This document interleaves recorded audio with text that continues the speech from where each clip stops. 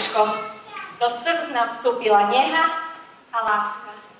Prosíme ťa, Ježiško, zachovaj nám tu po celý budúci rok. Daj zdravia našim mamkám, otcom, bratom a sestričkám. Zachovaj nám kamarátov a všetkých našich milých. A tým, ktorí sú tu dnes s nami, Ježiško, daj, aby im po celý rok dobrí ľudia, dobrým slovom prinášali mier, pokoj a šťastie.